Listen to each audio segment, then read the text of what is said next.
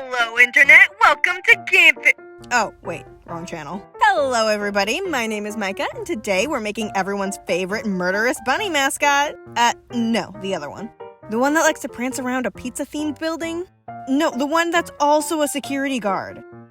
I mean Vanny. We're making Vanny today. Jeez, we really need some variety in our murderous pizza rabbits. Anyway, before we begin, we have two things to address today. The first one is this month's giveaway. See, you all got so pumped after last month's Spider-Gwen video that I had enough patron support to make a bigger giveaway this month. Not too huge, but I'll be giving away this little stylized Vanny plushie over on my Patreon. The giveaway starts now and goes for exactly a week, so make sure you get your entry in on time. And stick around till the end of this video to learn how to enter. Once I have enough patrons, I'll start giving away big plushies like the one we make here on the channel. The more patron support, the bigger and better these giveaways can be. Now, our second thing we need to address is our commenting overlords, which today is Tiffany & Co., who became a lord of the comment section by finding last video's secret word and commenting in a way that didn't let everyone know it was the secret word. And if you'd like to become a lord of the comment section, you should do the same on this video. Tiffany & Co., your comment makes me feel like a deranged rabbit doing blissful ballet in a haunted pizzeria. Now, onto the video. Vanny is a character I wanted to make as a plush for a very long time. Her along with Glitch Trap, actually. Unfortunately, I can never find the right shade of puke yellowy green that I'd need to make his ratty little body, so Vanny it is. One main design feature that I always do in my Fnaf plushies are these hand-sewn-on puffy blank eyes. They've been a staple since my very first Fnaf-related plush within what I like to call my connected body era. We don't talk about the before times. As for the fabric, I was actually able to order most of what I needed because of my fantastic patrons. Everyone say, thank you, patrons! Thank you, patrons! Thanks, patrons! I wasn't quite sure if I wanted a lighter or darker pink, since the darker pink was more accurate, but the lighter pink would have given a more pastel aesthetic. And you all know how much I love pastels. I decided to think on it while I cut out the rest of my pieces instead of making a decision right then and there. I laid out all the pieces that needed to be white and went to town. Ah, the joys of a fresh cut of fabric. It's absolutely magical. That lasted for about 2 seconds until I had to cut out pieces of old, smaller cuts of fabric. Oh well, they can't all be winners. I repeated that process until I had everything but the pink pieces cut out. I had to make my decision now. Pastel pink or bubblegum pink? I decided it'd be better to be more accurate than to cater to my own aesthetic this time. But when the time comes that my aesthetic is too strong, we will be deviating from the canon. Now, with all our pieces cut out, let's turn some of these separate bits into together bits. We'll do that by pinning together the leg and arm halves and attaching these cute little details like the toe beans. As we all know, those are the cutest of all beans. Once all that's done, we'll start off with one of the most important pieces, the face. Then we'll do everything I can do with the same colored thread so I don't have to switch it out too many times. Sometimes thread color doesn't matter, but with these lighter fabrics, they tend to matter a lot more. Phew, all done. Next, we'll cut off all the excess seam allowance.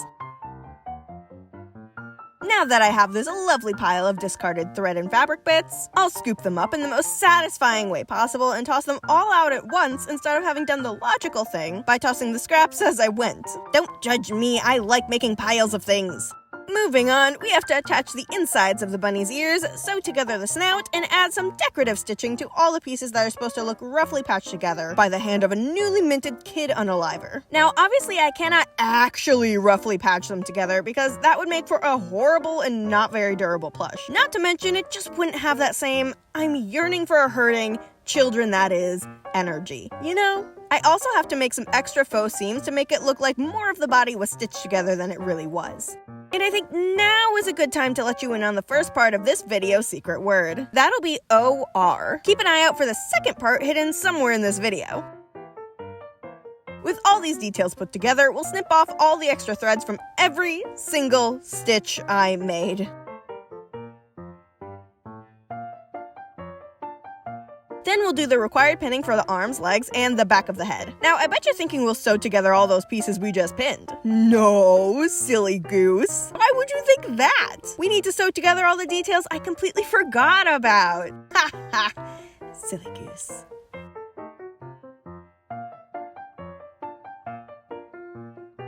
With all that done, I'll use a little magic to snap some extra seam allowance off before I go ahead and add a few more faux stitches to some of these details, just to really drill in the red room maid aesthetic.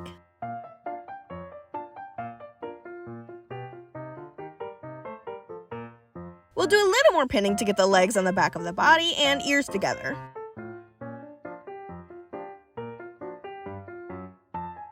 Now we sew.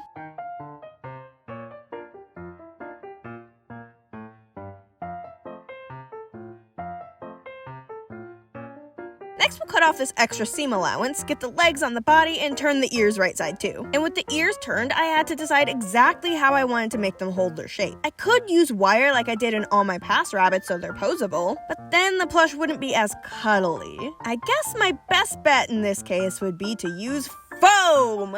Yes, we love foam here. The plan was to have the foam cut into 2 pieces with a gap in between to allow for natural ear floppiness. In theory...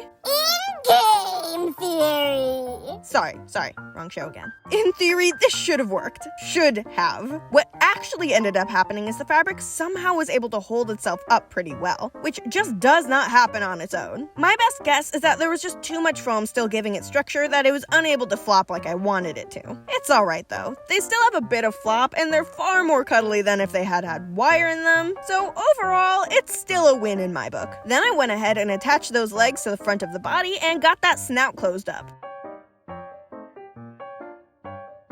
Now to deal with what I've been avoiding this entire video, the face. I literally took 2 extra hours off camera figuring out how I was gonna do it, and this is what I came up with.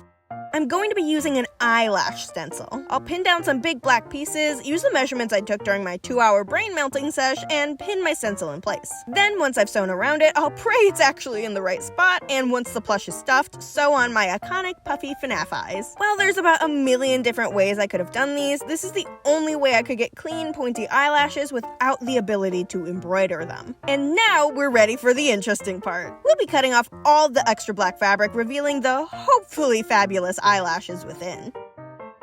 Then I'll do another check to see if it's looking all right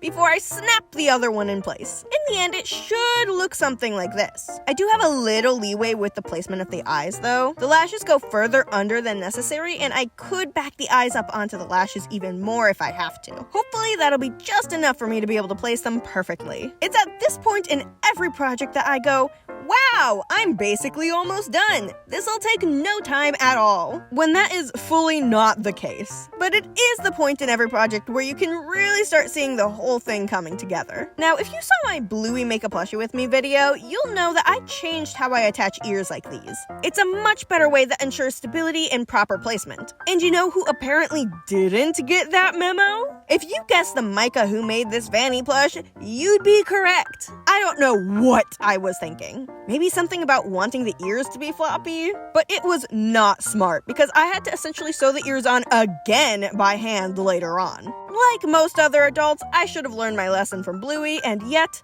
I did not. Bad ear design choices aside, I then had my front and 2 back pieces all ready to put together.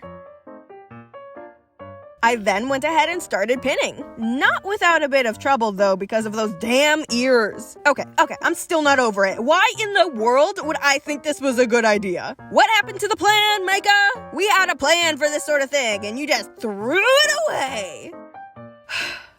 Okay, I think I'm good now. After sewing that mess of a head, it was ready for the arms. Now, will I show you how I attach the arms for once?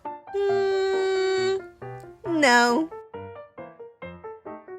Now that those murder mittens are all done, I can start to close this baby up. This is the part of the project that's always so satisfying. All my seams line up perfectly, it's just so nice. With it all pinned, I can go ahead and start sewing once again. We'll sew up the back first, being careful of bulky seams and the tail at the back, before moving on to sewing up the sides. Once the sides were done, I pinned the inside of the legs off camera and sewed that little section as well. Now we'll slide that extra seam allowance off to get ready for the real stars of the show, the feetsies.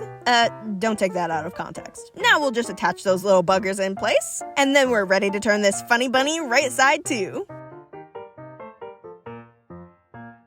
First things first, we stuff the head to make sure there's no issues I need to go back inside and fix.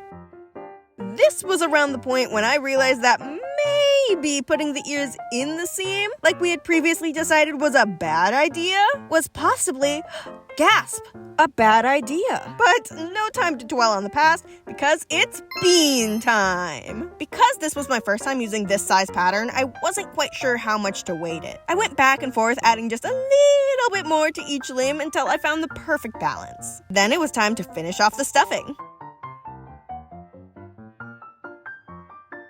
Lastly, I took some time to position the eyes and snout to their perfect spots before it was time for little V to head on down to Hanso Town. Oh wow, where'd this bow come from? Weird. Let's take a look at our thread this time around, shall we? A lovely array of colors, wouldn't you say? Let's get into it. We'll start out with the red bits, the eyes. I usually have trouble with my thread catching the pins holding the eyes down and ripping them out of place, meaning I have to painstakingly reposition them. But this time I weaved a pin in and out of the eye and head, keeping it locked in place no matter what. I should have done this literally years ago. There, one eye done. I'll use a bit of magic to get the other one sewn in place so we can move on to the snout. I'll take the snout off in order to more easily sew some of the bits on. Start with the black bits here. I won't sew down the nose onto the snout just yet because I want to make sure it's positioned correctly according to the full face. I will, however, get these whiskers tacked down. It doesn't have to be super clean or anything, as this will be the underside of the snout that no one sees. They'll also get extra sewing once I put the snout on the face, so they'll be locked on 100%. Now we'll get this face bean attached securely to the head.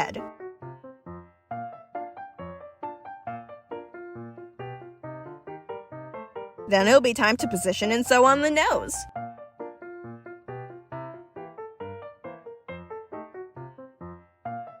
Now, you'd think it's time to sew up the back of this plush, but you'd be sorely mistaken, because this bow isn't actually finished.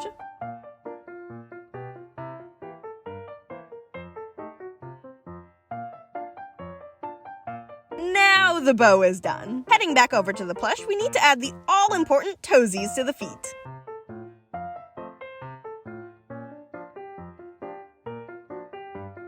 Then with one last snip, the toes are done, and we have one last thing to do to finish up. I'll carefully stitch up the back, making sure my stitches are close together to get as nice and smooth a seam as possible. Then we'll add on her bow, and we're just about ready for the glamour shots.